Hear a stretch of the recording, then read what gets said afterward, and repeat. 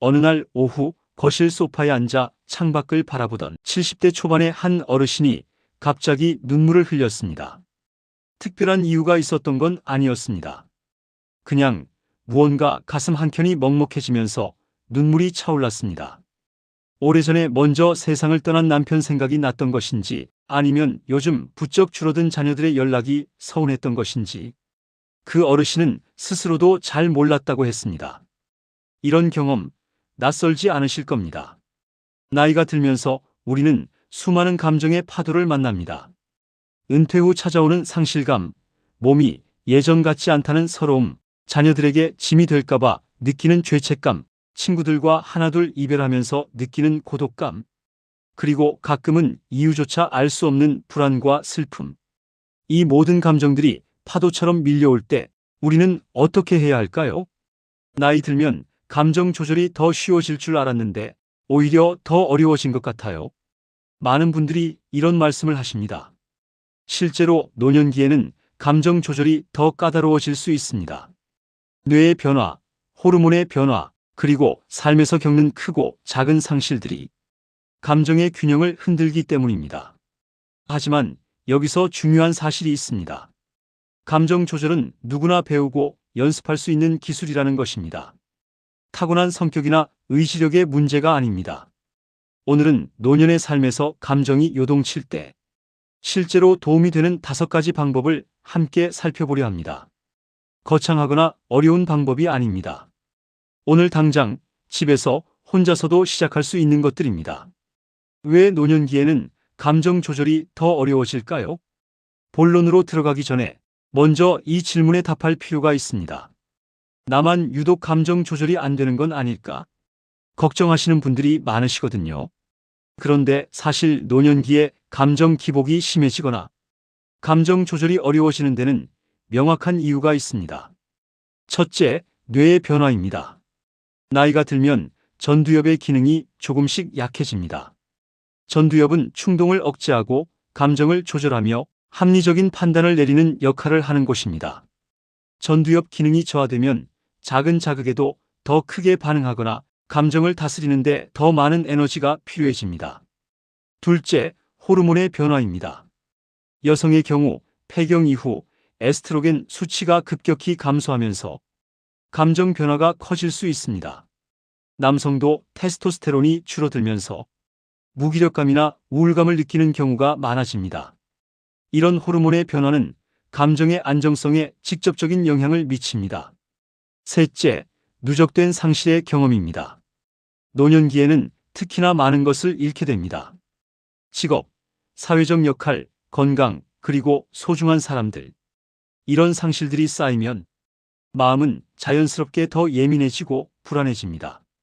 한두 가지 상실은 견딜 수 있어도 여러 상실이 겹치면 감정의 그릇이 작아질 수 있습니다. 넷째, 수면의 질 저하입니다. 수면 문제는 노년기에 매우 흔합니다. 그리고 수면이 부족하면 감정 조절 능력은 현저히 떨어집니다. 잠을 제대로 못 잔 날에는 작은 일에도 눈물이 나거나 화가 치밀어 오르는 경험 해보셨을 겁니다. 이런 이유들을 알고 나면 조금 마음이 편해지실 것입니다. 내가 나약해서가 아니라 이유가 있었구나. 감정 조절이 힘든 것은 여러분의 잘못이 아닙니다. 다만 이제 그 파도를 더 잘 다루는 법을 배울 시간입니다. 첫 번째 방법은 감정에 이름을 붙이는 연습입니다. 화가 나는 것 같기도 하고 슬픈 것 같기도 하고 그냥 모르겠어요. 많은 분들이 감정을 느끼면서도 그게 정확히 어떤 감정인지 잘 모른다고 하십니다. 특히 우리 세대는 감정을 표현하고 탐구하는 교육을 받지 못했습니다. 울지 마라, 참아라, 남자가 눈물을 보여서 쓰나. 이런 말을 들으며 자란 세대이기 때문입니다. 그러다 보니 감정이 찾아와도 그냥 기분이 나쁘다, 뭔가 불편하다 정도로만 인식하고 넘어가는 경우가 많습니다. 그런데 심리학 연구에 따르면 자신의 감정에 정확한 이름을 붙이는 것만으로도 감정의 강도가 눈에 띄게 약해진다고 합니다. 왜 이름을 붙이는 것이 효과적일까요? 우리 뇌에는 감정을 처리하는 편도체라는 부분이 있습니다. 감정이 격해지면 편도체가 과활성화되는데 이때 감정에 이름을 붙이는 언어적 행위를 하면 전두엽이 활성화되면서 편도체 활동이 진정된다는 것이 뇌과학 연구를 통해 밝혀졌습니다. 쉽게 말하면 감정에 이름을 붙이는 것은 뇌에서 자연스러운 진정 스위치를 켜는 것과 같습니다. 어떻게 연습하면 될까요? 감정이 올라올 때 잠깐 멈추고 스스로에게 물어보세요. 지금 내가 느끼는 이 감정은 무엇일까? 처음에는 막막하실 수 있습니다. 그래서 감정 단어 목록을 조금 알아두시면 도움이 됩니다. 기본적인 감정 외에도 다양한 감정들이 있습니다. 섭섭함, 억울함, 허전함, 서운함, 외로움, 불안함, 초조함, 지침, 무기력함, 부끄러움, 죄책감, 그리움, 안타까움. 이렇게 구체적인 감정 단어로 자신의 감정을 표현해 보는 것입니다.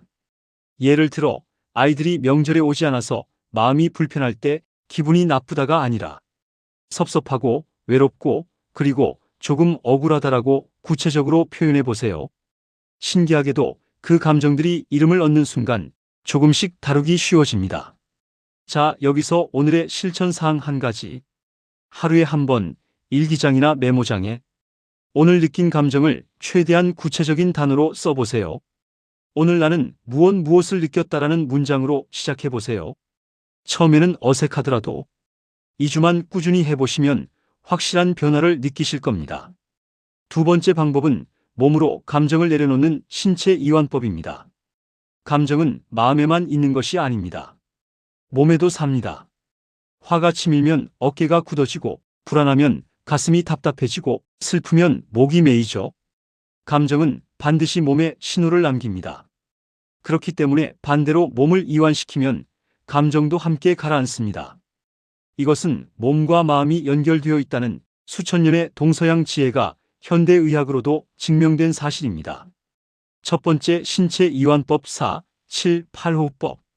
가장 간단하면서도 효과적인 방법은 호흡입니다. 특히 4, 7, 8호흡법은 불안이나 분노가 치밀어 오를 때 즉각적인 효과를 발휘합니다. 방법은 이렇습니다. 코로 4초 동안 천천히 숨을 들이마십니다. 그 다음 7초 동안 숨을 참습니다. 마지막으로 입으로 8초 동안 천천히 최대한 길게 내뱉습니다. 이 과정을 34회 반복하면 됩니다. 왜 이게 효과가 있을까요? 느리고 깊은 호흡은 자율신경계에서 부교감신경을 활성화시킵니다. 부교감신경은 우리 몸의 안정 모드를 담당합니다. 흥분되고 긴장된 상태를 빠르게 진정시켜주는 것이죠. 실제로 미국의 저명한 의사인 앤드루 웨일 박사가 보급한 이 호흡법은 많은 임상 현장에서 불안 완화 효과가 입증되었습니다. 두 번째 신체 이완법 점진적 근육 이완법. 조금 더 깊은 이완이 필요할 때는 점진적 근육 이완법을 시도해 보세요. 방법은 간단합니다. 발끝부터 시작해서 다리, 배, 가슴, 손, 어깨, 목, 얼굴 순서로 각 부위를 510초간 최대한 3개 긴장시켰다가 한꺼번에 힘을 빼는 것입니다. 이 방법은 1920년대 미국의 생리학자 에드먼드 제이콥슨이 개발한 방법으로 100년이 넘은 지금도 전 세계에서 널리 사용되고 있습니다. 특히 잠이 오지 않는 밤이나 과거의 일로 마음이 흔들릴 때 침대에 누운 채로 해보시면 효과적입니다. 세 번째 신체 이완법 산책과 가벼운 움직임. 감정이 격해질 때 자리에서 일어나 걷는 것도 대단히 효과적입니다. 단 10분의 걷기도 뇌에서 엔도르핀과 세로토닌 분비를 촉진하여 기분을 안정시키는 효과가 있습니다. 창밖을 내다보며 바람을 쐬는 것, 정원의 꽃을 바라보는 것, 이런 사소한 움직임들이 감정의 흐름을 바꾸어 놓습니다. 오늘의 실천사항. 오늘 하루 중 감정이 출렁이는 순간이 오면 일단 자리를 옮기세요. 창가로 가거나 베란다로 나가거나 물 한 잔을 마시면서 4, 7, 8호흡을 3번 해보세요. 이 단순한 행동 하나가 감정의 흐름을 바꾸어 드릴 것입니다. 세 번째 방법은 지금 이 순간에 닻을 내리는 마음 챙김입니다. 감정이 가장 격해지는 순간은 언제일까요? 대부분은 과거를 후회하거나 미래를 걱정할 때입니다. 그때 내가 왜 그랬을까? 앞으로 어떻게 되는 걸까? 혼자가 되면 어떡하지? 마음이 과거와 미래를 오갈 때 감정은 폭풍처럼 거세집니다. 반면 지금 이 순간에 머물 때 감정은 훨씬 잔잔해집니다. 이것이 바로 마음챙김의 핵심입니다. 마음챙김이라는 말이 다소 생소하거나 어렵게 느껴지실 수 있지만 사실 매우 단순한 개념입니다. 지금 이 순간 판단하지 않고 있는 그대로 경험하는 것입니다. 마음챙김은 명상이 아닙니다. 많은 분들이 마음챙김을 명상과 혼동하십니다. 물론 명상도 마음챙김의 한 방법이지만 꼭 명상을 해야 하는 것은 아닙니다. 밥을 먹을 때 밥의 맛과 질감에 집중하는 것, 설거지를 하면서 물의 온도와 그릇의 느낌을 느끼는 것, 산책하면서 발바닥이 땅에 닿는 감각을 느끼는 것, 이 모든 것이 마음챙김입니다. 감정이 밀려올 때의 마음챙김, 감정이 격해질 때 이렇게 해보세요. 먼저 감정을 있는 그대로 인정합니다. 지금 나는 화가 나고 있다. 지금 나는 슬프다. 라고 속으로 말해보세요. 그 감정을 없애려 하거나 억누르려 하지 말고 그냥 바라봅니다. 마치 강물 위에 떠내려가는 나뭇잎을 바라보듯이. 그 다음 주변의 감각으로 주의를 돌려보세요. 지금 내 손이 닿고 있는 것의 촉감은 어떤가요? 지금 창밖에서 들려오는 소리는 무엇인가요? 지금 내 몸의 어느 부위에 힘이 들어가 있나요?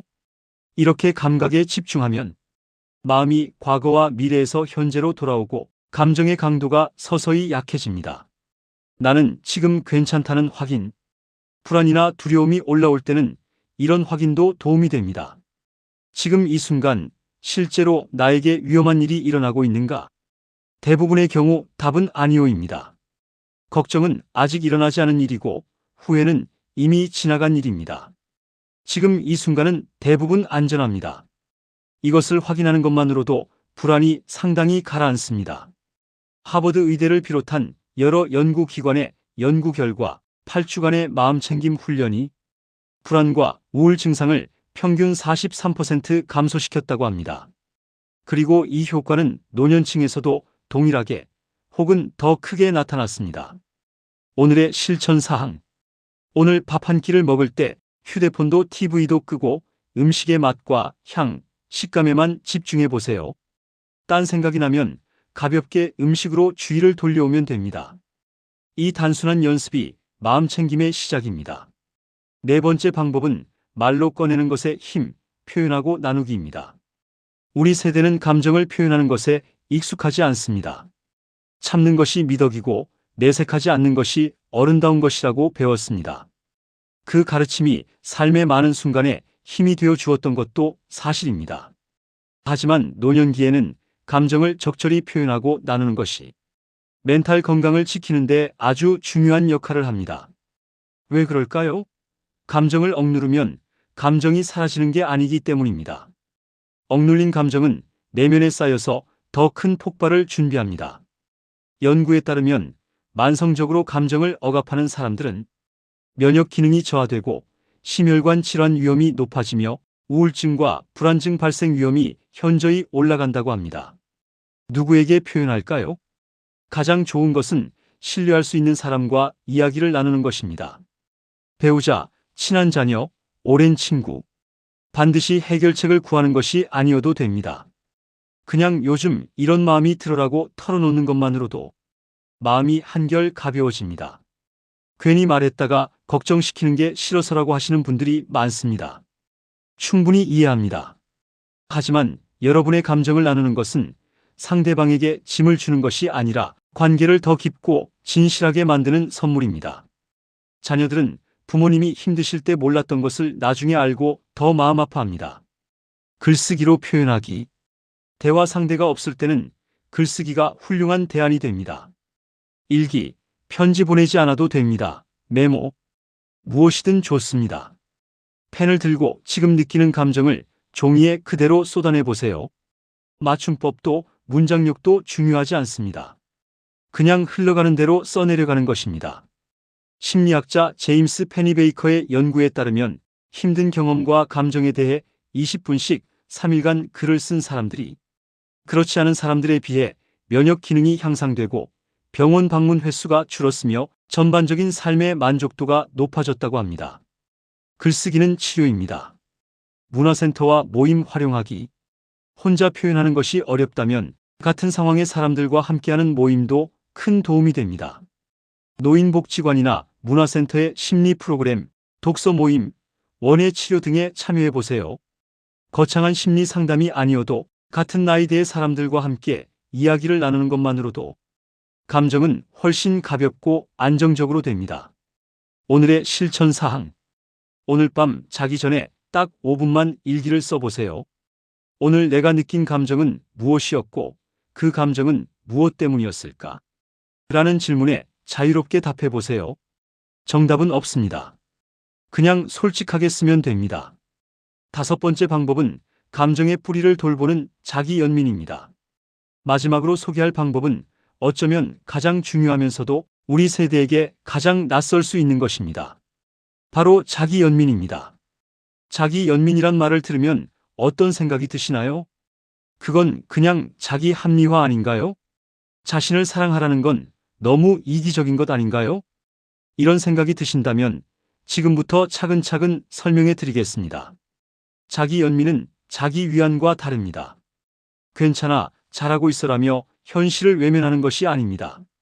그리고 자기 중심적인 이기심과도 다릅니다. 자기 연민이란 자신이 힘들 때 친한 친구를 대하듯 자신을 대하는 것입니다. 우리는 남에게 더 너그럽습니다. 한 가지 상상을 해봐 주세요. 친한 친구가 찾아와. 나는 요즘 자꾸 눈물이 나고 별것도 아닌 일에 화가 나서 가족에게 상처를 줬어. 나는 정말 못난 사람인 것 같아라고 한다면 여러분은 뭐라고 하시겠어요? 맞아. 너 정말 못났다고 하시겠어요? 아니죠. 분명 그럴 수 있어. 요즘 힘든 일이 많았잖아. 너는 충분히 잘하고 있어 라고 위로하실 것입니다. 그런데 정작 자기 자신에게는 어떻게 하시나요? 우리는 자신에게 훨씬 가혹합니다. 내가 왜 이러지? 한심하게. 나이 들어서 이러면 안 되는데. 가족한테 미안하다라며 스스로를 몰아붙입니다. 크리스틴 네프 박사는 텍사스 대학교에서 수십 년간 자기 연민을 연구했습니다. 그녀의 연구에 따르면 자기 연민이 높은 사람들은 불안과 우울이 낮고 삶의 만족도와 회복 탄력성이 높습니다. 그리고 놀랍게도 자기 연민은 자기 개선 의지를 떨어뜨리는 게 아니라 오히려 높인다고 합니다. 자신을 가혹하게 다루는 것보다 친절하게 대할 때 더 나은 사람이 된다는 것입니다. 자기 연민의 3가지 요소. 자기 연민은 크게 3가지로 이루어집니다. 첫 번째는 자기 친절입니다. 실수하거나 힘들 때 자신을 비판하는 대신 따뜻하게 이해해 주는 것입니다. 나는 지금 최선을 다하고 있어. 이 정도면 충분해. 두 번째는 인간 공통성의 인식입니다. 고통과 실수는 인간이라면 누구나 겪는 것이라는 사실을 인정하는 것입니다. 나만 이런 게 아니야. 나이 들면 누구나 힘들어. 이건 내 잘못이 아니야. 세 번째는 마음 챙김입니다. 앞서 살펴본 것처럼 고통스러운 감정을 억누르거나 과장하지 않고 있는 그대로 바라보는 것입니다. 자기 연민 연습하기. 힘든 순간이 올 때 이렇게 해보세요. 먼저 양손을 가슴 위에 얹고 천천히 심호흡을 합니다. 그 다음 속으로 이렇게 말해보세요. 지금 나는 힘들다. 이건 인간이라면 누구나 겪는 고통이다. 내가 나 자신에게 친절할 수 있기를. 처음에는 어색하고 쑥스러울 것입니다. 어떤 분들은 이게 무슨 소용이냐고 하실 수도 있습니다. 하지만 꾸준히 해보시면 아주 조금씩 자신에게 더 너그러워지는 것을 느끼실 수 있을 것입니다. 그리고 그 너그러움이 감정의 파도를 훨씬 부드럽게 만들어 줄 것입니다. 오늘의 실천 사항. 오늘 자신을 비난하거나 자책하는 생각이 들 때마다 잠깐 멈추고 이렇게 물어보세요. 내 소중한 친구가 이런 상황이라면 나는 뭐라고 말할까? 그리고 그 말을 자신에게 해주세요. 5가지 방법을 삶 속에 녹이는 법. 지금까지 5가지 방법을 살펴봤습니다. 감정에 이름 붙이기, 신체 이완법, 마음챙김, 표현하고 나누기, 그리고 자기 연민. 이 5가지를 처음부터 모두 한꺼번에 실천하려 하면 오히려 부담이 될 수 있습니다. 가장 좋은 방법은 지금 자신에게 가장 와닿는 한 가지를 골라서 2주간 꾸준히 해보는 것입니다. 인간의 뇌는 새로운 습관을 만드는데 평균 21일이 걸린다고 합니다. 첫 2주가 가장 어렵지만 그 시간을 넘기면 자연스럽게 삶의 일부가 됩니다. 그리고 이 방법들은 서로 연결되어 있습니다. 감정에 이름을 붙이는 것은 마음챙김의 일부이고, 마음챙김은 자기 연민을 쉽게 만들어줍니다. 신체 이완이 되면 감정 표현도 쉬워집니다. 하나를 잘하게 되면 다른 것들도 자연스럽게 따라옵니다. 또한 이 방법들은 치료가 아닌 예방과 관리입니다. 감정 조절이 정말 힘들거나 우울감이 2주 이상 지속되거나 일상생활이 어려울 정도로 불안이 심하다면 전문가의 도움을 받으시는 것이 중요합니다. 정신건강의학과 또는 심리상담센터를 방문하시는 것을 전혀 부끄러워하실 필요가 없습니다. 몸이 아프면 병원에 가듯 마음이 아프면 마음의 전문가를 만나는 것은 당연하고 현명한 일입니다. 파도를 없앨 수는 없지만 서핑을 배울 수는 있습니다. 처음에 말씀드린 거실 소파의 그 어르신 이야기로 돌아가 보겠습니다. 그분은 이후에 조용히 일기장을 꺼내 그날 흘린 눈물의 이유를 써내려가기 시작했다고 합니다. 처음에는 몇 줄밖에 쓰지 못했지만 차츰 글이 길어졌습니다. 그리고 어느 날 이런 문장을 썼다고 합니다. 내가 슬픈 것은 많이 사랑했기 때문이다. 그리고 많이 사랑했다는 것은 내 삶이 그만큼 가치 있었다는 뜻이다. 감정은 우리 삶의 풍경입니다. 기쁨만큼이나 슬픔도, 평화만큼이나 불안도 우리 삶의 일부입니다. 이것들을 없애려 하면 삶 자체가 메말라 버립니다. 감정 조절이란 감정을 없애는 것이 아니라 감정의 파도에 쓸려가지 않고 그 위에서 균형을 잡는 법을 배우는 것입니다. 오늘 소개한 5가지 방법은 그 균형을 잡는 데 도움이 되는 도구들입니다. 완벽하게 할 필요도 없고 매일 잘해야 할 필요도 없습니다. 조금씩 천천히 자신의 속도로 가면 됩니다. 인생의 후반부는 더 이상 무언가를 증명해야 하는 시간이 아닙니다. 이제는 자신을 돌보는 시간, 자신과 화해하는 시간, 그리고 지금 이 순간을 온전히 살아가는 시간입니다. 여러분은 그럴 자격이 충분합니다. 감정이 요동칠 때 오늘 배운 방법들을 한 가지씩 꺼내어 써보시기 바랍니다. 파도는 여전히 올 것입니다. 하지만 여러분은 이제 그 파도 위에 설 수 있는 서핑보드를 하나씩 갖게 되셨습니다. 느린 기쁨이었습니다. 감사합니다.